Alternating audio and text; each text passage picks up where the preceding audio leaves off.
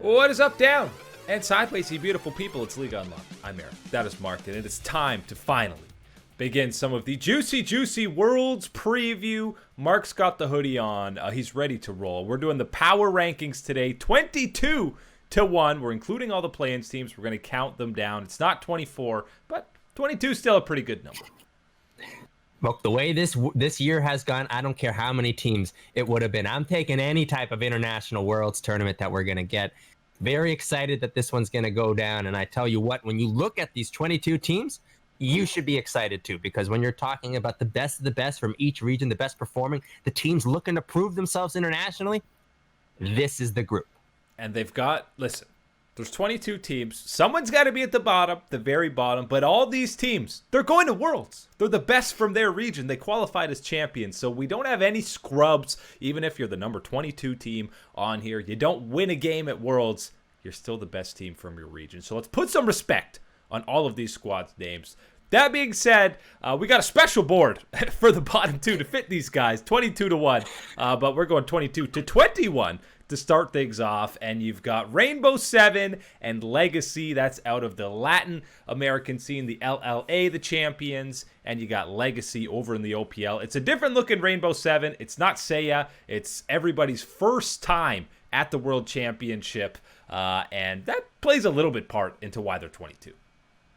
Yeah, a rookie squad heading into Worlds, of course, you can have the benefit of not knowing what you're going to be going up against and just, let's see what we can do, try our very best. But at the same time, usually from these type of regions, the type of play and what you've been exposed to before, and especially as rookies, stepping up to this level and going up against what you will be in the play-ins, man, it's going to be a real battle. Yeah, and for Legacy, a spot ahead of them, they dominated the whole year. They won spring and summer, 35-7 in the regular season, 12-4 in the playoffs. But we've seen OPL success not necessarily equate to success internationally. And the OPL, I don't think it's at the strongest that it's been over the last couple of years, but they could still make a surprise. Any of these play-ins, keep in mind, we haven't watched the full splits. We haven't done the full dive in. We haven't done the full preview yet. So they could climb a little bit higher. That's just how play-ins work. Yeah, when you're talking about these play-in teams, obviously we're going to do much more in-depth as we get closer to the actual play-in starting up. But when you talk about the OPL and you're talking about Legacy, heading into Worlds at this spot, yeah, I'm hoping that we can see an improvement continuing for the OPL. At kind of every other year, we've seen slow little steps towards making it to the next stage, that next level up at an international event. And I'm hoping that Legacy can take that step this year.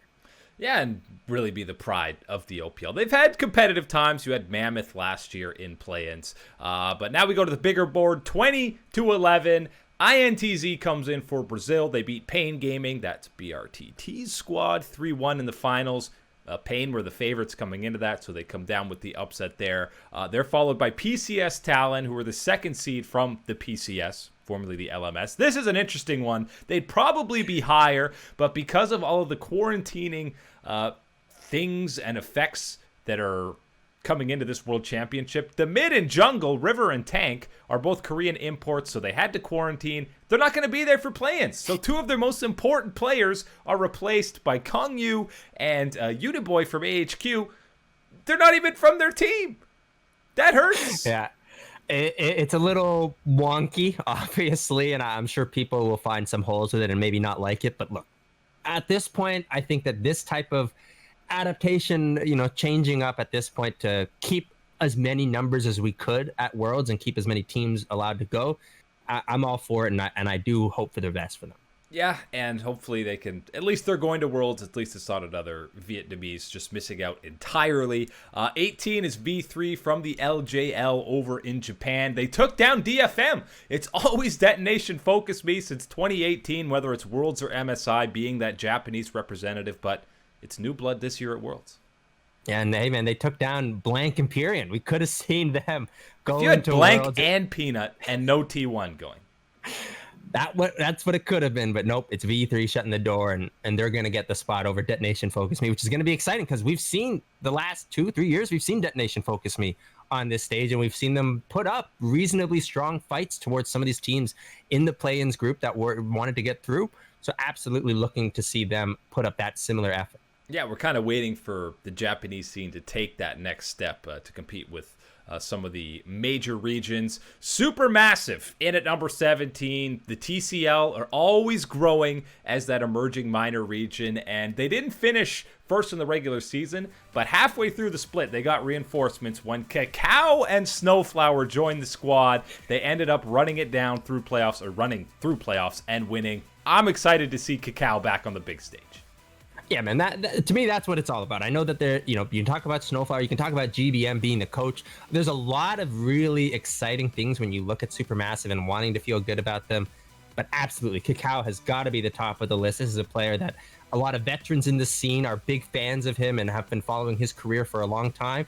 So to get another crack at the world stage, I think a lot of people are very excited to see Cacao back.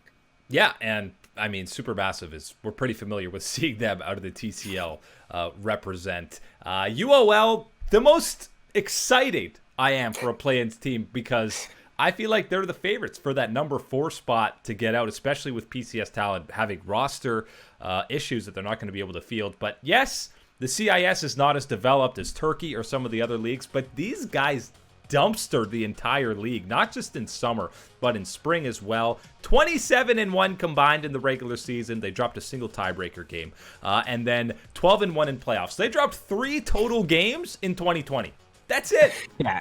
And it's a clear indication that not only are these guys obviously good, but they're at that next level in their own region. So this is the step that we were talking about. Some of these teams, they're going to step up to the plate at Worlds. They've got nothing left to prove back home. They've got everything to prove internationally and to make gains internationally. That's what this is going to be about for the squad, and it's going to be all about, can they make it? Can they make that step out of play-ins? Yeah, and I think this is the time. I mean, it's a lot of familiar faces from previous iterations and familiar faces to the CIS. Machi Esports, the top seed from the PCS. They won in winners. They got punched down to losers, but then went 6-0 to bounce back and win the entire split. They have former G-Rex MVP PK in the top lane, but the PCS is not the LMS of old, and this isn't Flash Wolves. No, and I think that's what's got to be the thing that a lot of people understand when you're looking at this squad is you can't be expecting some of the upsets or the Korean killer narrative, all these upsets that the Flash Wolves and the LMS used to be able to create. That's just simply not the environment right there now and the level of play that we're seeing. So I don't think that should be everyone's expectation for Machi. But at the same time, do not underestimate these guys because absolutely they're not a tier below what they've produced at this point. So you certainly can't discredit everything that they have accomplished. Ahead of the PCS boys, it's North America's time to shine. And we're talking, a lot of these are the strength of the team coming into this event, right? That's what we're looking at. And because of that, you have to put FlyQuest ahead of Team Liquid. They just won the direct head-to-head against them, but it's very close. I feel like Team Liquid, obviously completely depends on groups, but I feel like by the end of Worlds, we'll say Team Liquid was the better performing team, but coming into the event, you put FlyQuest ahead. Yeah, and you're heading into this event, you're heading into play-ins for Team Liquid. Of course, the expectation and where a lot of people will be looking, you expect that your veteran players will perform and be able to handle themselves on the world stage. And I think a lot of people are looking for what type of performance you'll get from Tactical, and then what type of growth we can even see during this event from Tactical is going to be the big importance for Team Liquid.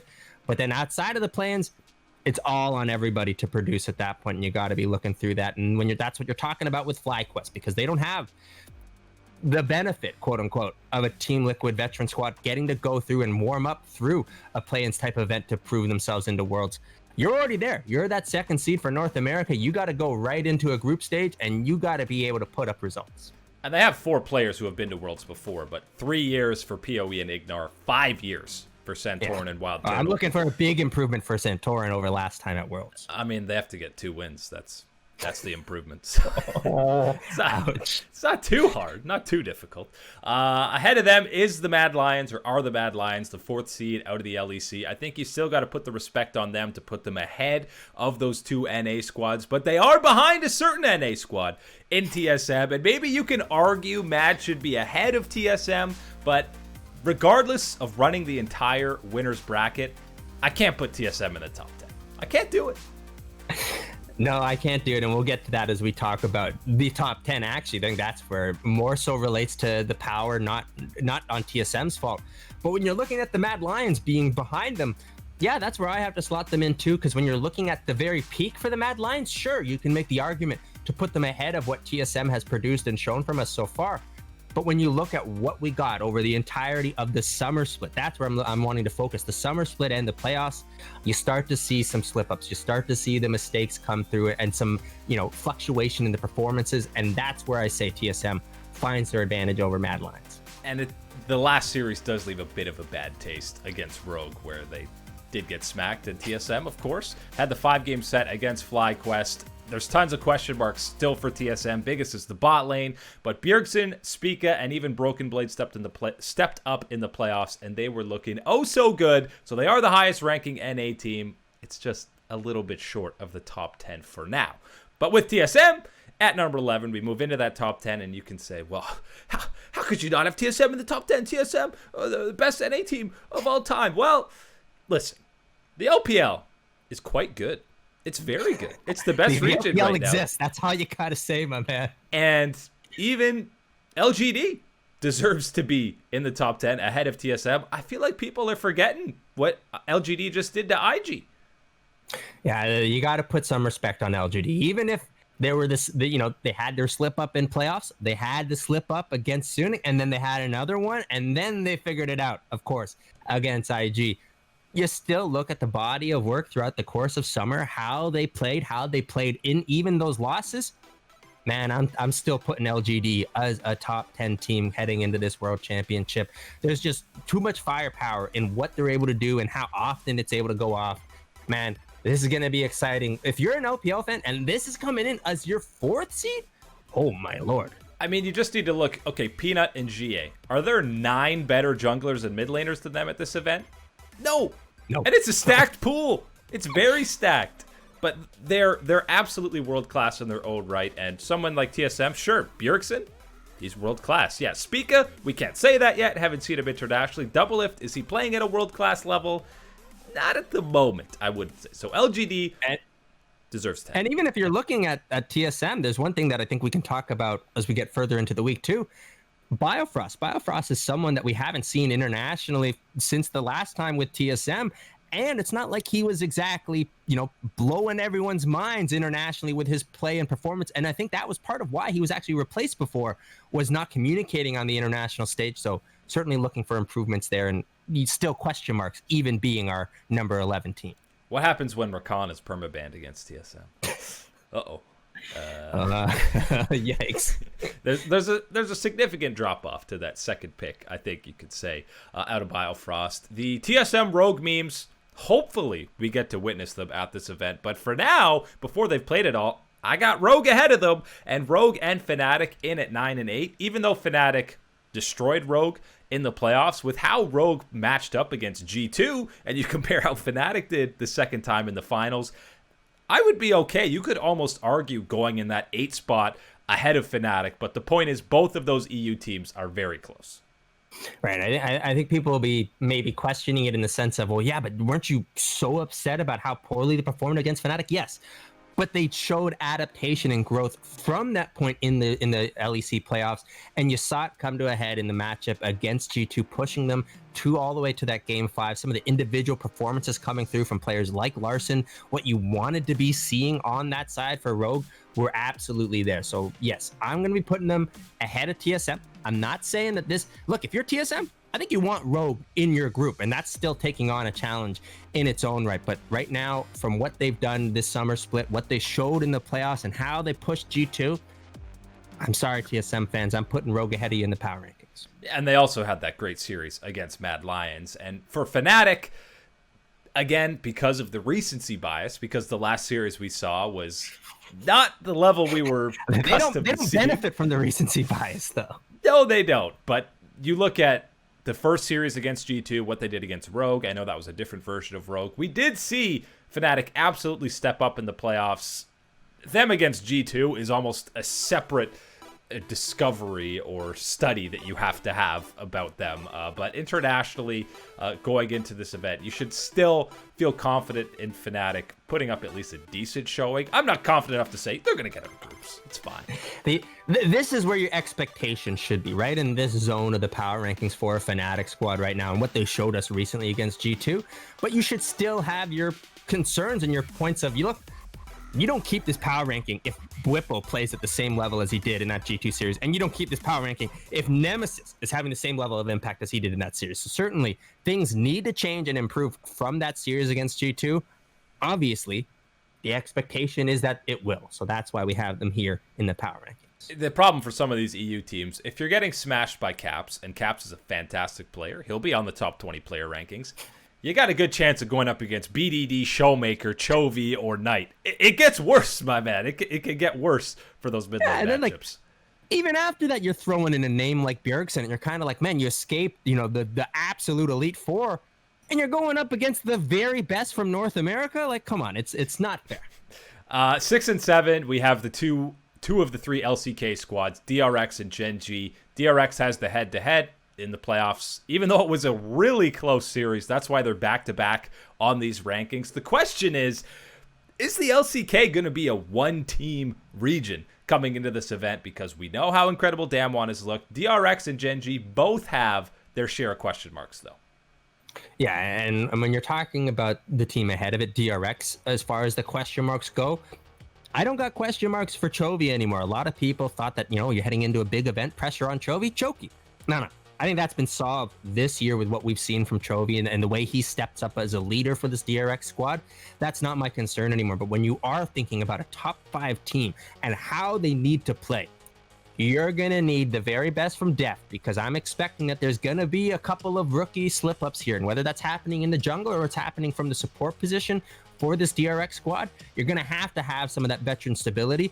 And I tell you what, even a player like Doran, he's not going to be able to provide that compared to someone like a Def, like a Chovy, and what they've done. So I'm certainly looking for that. Yeah, and for Gen G, we know it's been the BDD show. A lot of the split. Ruler has been fantastic. I might have less question marks for Gen G, but it's the same story where the ceiling for Drx, if the rookies can step up, is always a little bit higher, but the consistency has been there more so for Gen G. But they're 6 and 7 on the world's power rankings. And all of a sudden, we've reached the top 5. The big boys in the roof. And if you've been keeping track, you did LGD.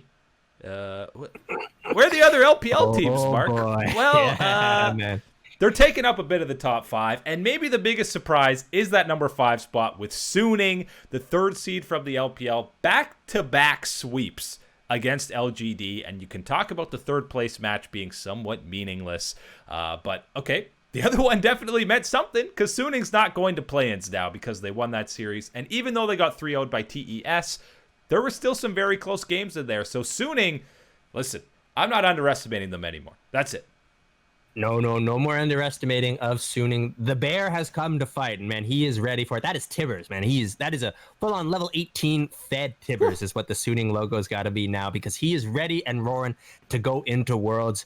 And when you look at what they've done, we were waiting for the signature victory, and I don't think that you had it until the very end of the year, really getting those wins, those dominating wins against LGD, and the way they really stamped themselves as this 3rd seed heading in for the LPL. Man, they put up some scary performances against some of the best teams in the LPL, and were just short of getting the victory results against them in certain situations. Maybe not 3-0 against top eSports, even in close games. But they certainly did push the very best all year long in the LPL. And I know that they're going to be battle-tested and ready for what the best of the world can bring for them at Worlds. Don't sleep on them. Don't be happy to get them in your group. Number 4 is G2. Obviously a big climb when they're taking down Fnatic in the finals in the fashion that they did. Caps looks absolutely peak form. So does Wonder. We're just waiting for Perks and Mickey to reach that level before you're talking about G2 as legit contenders to go deep at this championship.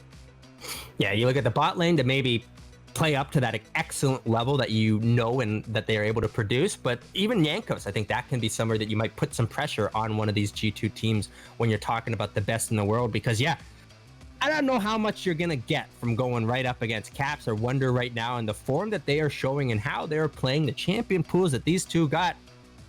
Man, I don't know what you do. I don't. And you know why? Because no one else really knows what you do against those guys to come ahead and get the victory. Yeah, people are still trying to figure that out.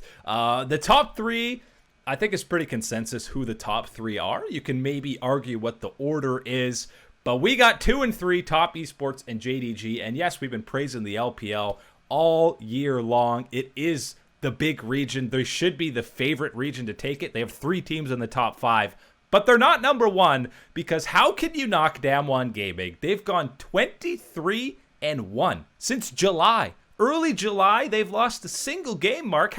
There's no blemish on their record. Yeah, this is one of those ones when you talk about JDG, you talk about Top Esports. It almost doesn't get better than this. But that almost is Damwon Gaming in the way that they're playing, the form that they show, the players, everything about Damwon. We've been going on about it all summer and the way that they play and what they show us week in, week out, every single match. It doesn't matter if it's against the bottom of the table or if it was against the top of the table in the LCK. It was the same speed in the game, the same vicious, ruthless, all across the map play from them. Man, it is incredible. And when you think about how they're going to stack up against the very best in the world, I've got no doubts that this Damwon team will show up. The way that Ghost and Beryl stepped up, Ghost in particular, against Drx almost gives you more confidence. If they slipped up, if they struggled a little against Drx in the finals, maybe we put Top as number 1. Maybe we put JDG as 2 and Damwon all the way to 3. But there were no issues against Drx. They clean swept their way through. And even though the LCK is not as good as the LPL right now, you can't take anything away from Damwon. That being said, TES and JDG, really good. Really good. Oh, they're fantastic. But when I do look at Damwon, and one of the things that I really, really love about them as being one of the top, as this top seed, I don't have a problem with their drafting almost ever. And that is a big thing for me, obviously, heading into a Worlds tournament. You're going to have this patch. You got to get a strong read of the meta, and especially one of these top teams with players like Nagari, like Showmaker, that can take advantage of the meta. That's what I'm looking for from this Damwon team. They showed us that they were on top of it and doing it all year round. Looking to see that continue at Worlds. And Damwon, maybe you say are slight favorites for the World Championship to win. I don't know if you could even say that. I feel like it's the top 3 should be favored. Top Esports and JDG. They played another banger 5-game series in their finals and really just showcased why they're the 2 best teams in China. Yeah, man, I'm not prepared to make any type of prediction type of thing until once you get to the semifinals and you start throwing teams of this nature up against each other, man, I can't do those predictions yet. No way. I need to see some of these I got to see some of these groups and world plays, because right now there is just too much positives, too much excitement going on about these teams heading to Worlds. Yeah, and there's obviously going to be that big patch, as you mentioned, and that's sometimes the biggest thing in World Championships. Just look at RNG in 2018. There is a Worlds meta that's different from the competitive scene before that. Yeah, you got to be able to not only get a grasp of the Worlds meta, but obviously as you get towards your own group play, establishing your own group can have their own meta as far as what is strong against certain teams and certain players in your own group. And then even further, you get towards the quarters and semifinals, your own type of meta can evolve in an own best-of-5 series. So this is what it's all about. You talk about this importance during the year as far as drafting and being able to recognize these things. This is why it's so important, because not only does it play into your regular season results to get here, but man, you got to be able to put this into practice at this time to get the full advantage at Worlds. 22-1. That's it. We'll have plenty more Worlds preview to come. I'm Eric here with Mark. Thanks for hanging out and chilling with us as always.